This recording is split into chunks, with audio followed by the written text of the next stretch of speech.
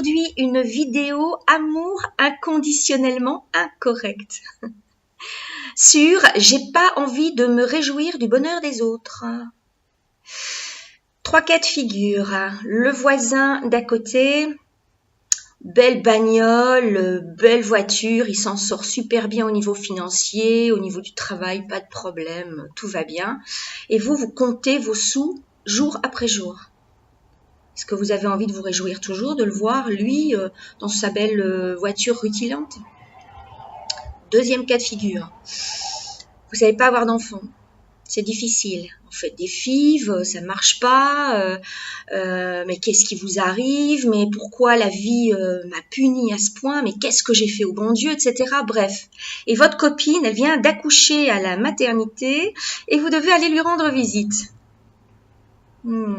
Envie d'aller lui rendre visite, hein, vraiment. Hein. Surtout qu'à la maternité, on va vous mettre le bébé rose et joufflu dans vos bras et on va faire des photos. Et vous allez devoir sourire comme ça. Hein. Vous avez envie de vous réjouir, vous? Troisième cas de figure, c'était la Saint-Valentin hier. Vous n'arrivez pas à faire un couple, ou alors vous avez été largué par votre nana, votre mec est parti avec une autre. Bref, vous êtes dans une situation où vous n'avez pas du tout envie de vous réjouir, de voir les couples main dans la main, s'offrir des roses au restaurant et puis se faire des petits dîners aux chandelles. Vous avez envie de vous réjouir, vous? Non. Non. Non. Et alors? Et alors? C'est pas grave. Hein.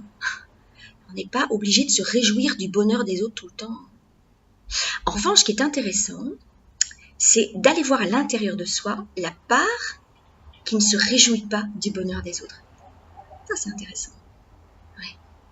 Parce que si, à terme, on ne va pas rencontrer cette part qui est comme une plaie béante, qui n'est pas guérie, le risque, c'est que je vais devenir aigre avec les gens. Ou alors je vais me renfermer sur moi-même. Je vais râler, je vais avoir de la rancœur, de la colère, ça va tout le temps être là.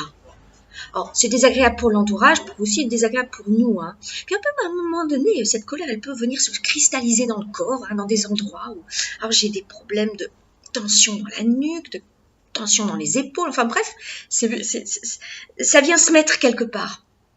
Hein. Ou alors ça vient bloquer les situations au niveau énergétique, etc. Donc c'est vraiment important, en tout cas intéressant, de considérer cette part qui ne se réjouit pas du bonheur des autres. Entre nous, il n'y a rien de mal, ni rien de bien hein, là-dedans. Alors, vous jugez pas d'auto-flagellation s'il vous plaît, juste c'est comme ça quoi. C'est comme ça. Conseil du jour, si c'est en boucle et que ça vous fait mal très régulièrement, eh bien allez vous faire accompagner. Parce qu'il y a des gens qui ont cette qualité de pouvoir aller vous rencontrer ou rencontrer cette part qui n'arrive pas à se réjouir du bonheur de l'autre. Des gens qui ont cette capacité de rencontrer ça exactement à l'endroit où ça fait mal. Pour aller mettre de l'ordre et de la paix. Là où c'est le bordel. Hein. Salut.